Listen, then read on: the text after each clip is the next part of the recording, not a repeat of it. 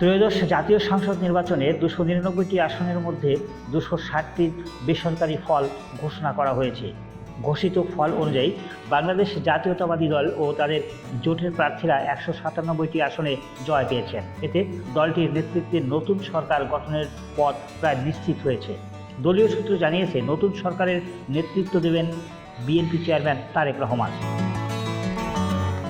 বৃহস্পতিবার রাতে ভোট গণনা শেষে সংশ্লিষ্ট রিটার্নিং কর্মকর্তার ফল ঘোষণা করেন। ফলাফলে দেখা গেছে, বাংলাদেশ জামাত ইসলামী এর নেতৃত্বাধীন 11 দলীয় জোট পেয়েছেন 98টি আসন।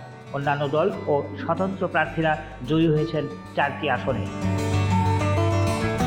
ইতিহাস ঘেঁটে দেখা যায়, সর্বশেষ 1988 সালে কাজী জাফর আহমেদ প্রধানমন্ত্রীর দায়িত্ব পালন করেন। 1990 সালের পর দীর্ঘ সময় নারী নেতৃত্বে সরকার পরিচালিত হয়েছে। এ সময় বিএনপির সাবেক চেয়ারপারসন খালেদা জিয়া এবং বাংলাদেশ আওয়ামী লীগ সভাপতি শেখ হাসিনা সরকার প্রধানের দায়িত্বে ছিলেন।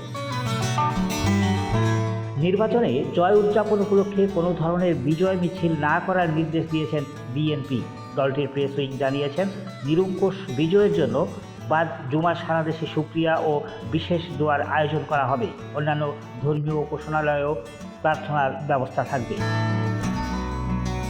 সকাল 7:30 দেশের 42,779টি ভোট কেন্দ্রে ভোট গ্রহণ শুরু হয়ে বিকেল 4:30টায় শেষ হয়।